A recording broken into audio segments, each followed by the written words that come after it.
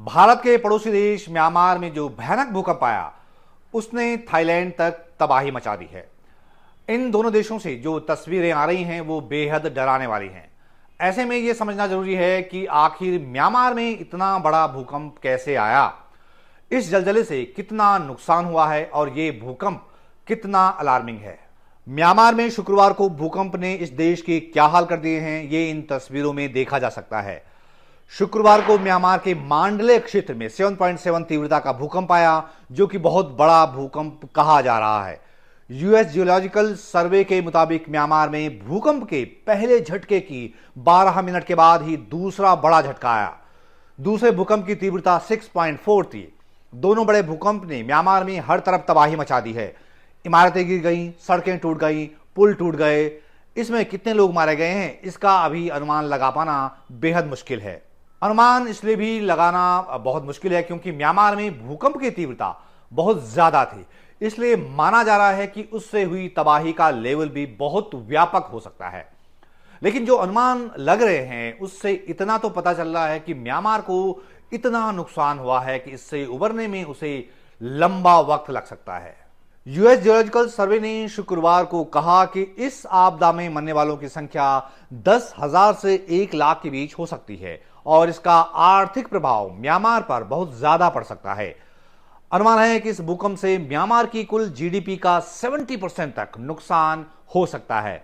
इस भूकंप से कितनी इमारतें ध्वस्त हो गईं और कितनी सड़कें, कितने पुल तबाह हो गए हैं, इसका कोई हिसाब नहीं है। अब यह समझ लेते हैं कि आखिर म्यांमार में इतना बड़ा भूकंप कैसे आया। दरअसल इसकी बड़ी वजह है म्यांमार की लोकेशन।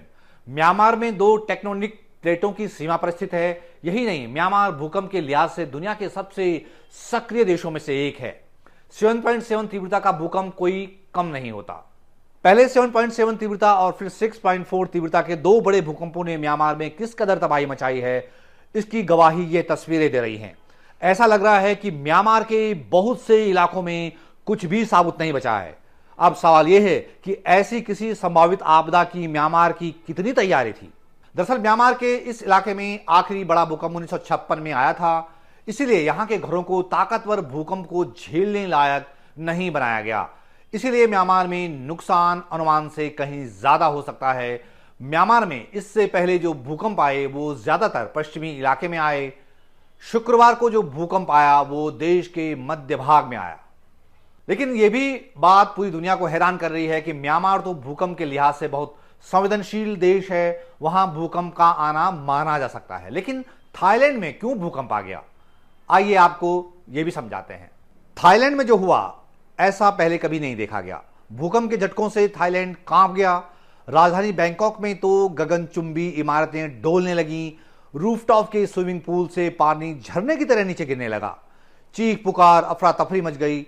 एक निर्माणाधीन 30 मंजिला इमारत भरभरा कर गिर गई और मलबे का ढेर हो गई। दुनिया भर के सैलानियों की पसंदीदा सैरगाह बैंकॉक में शुक्रवार को जैसी दहशत देखी गई ऐसे पहले कभी नहीं देखी गई। वो इसलिए क्योंकि थाईलैंड भूकंप जोन में नहीं आता, इसीलिए बैंकॉक में इमारतों के निर्माण में भूकंप रोधी तकनीक का इस्तेमाल नहीं होता है। थाईलैंड के मुकाबले म्यांमार में ज्यादा भूकंप आते हैं। शुक्रवार को थाईलैंड में जो भूकंप के झटके आए उसकी वजह भी म्यांमार था। भूकंप का केंद्र बर्मा के मांडले शहर के पास था और वहां से जमीन के अंदर जो हलचल हुई उसका असर सैकड़ों मील दूर थाईलैंड की राजधानी बैंकॉक तक हुआ, जो इन झटकों से कांप उठा। थाईलैंड में लोग इस तरह की आपदा के आदी नहीं हैं। तो म्यांमार और थाईलैंड में भूकंप क्यों और कैसे आए, द फेडरल देश के जरिए हमने उसे सरल तरीके से समझाने की कोशिश की। मुझे उम्मीद है कि यह वीडियो आपको पसंद आया होगा। आप इस वीडियो को लाइक कीजिएगा, इसे दूसरों तक फॉरवर्ड कीजिएगा और ऐसे और कंटेंट के लिए द फेडरल देश के यूट्यूब चैनल को जरूर सब्सक्राइब कीजिएगा।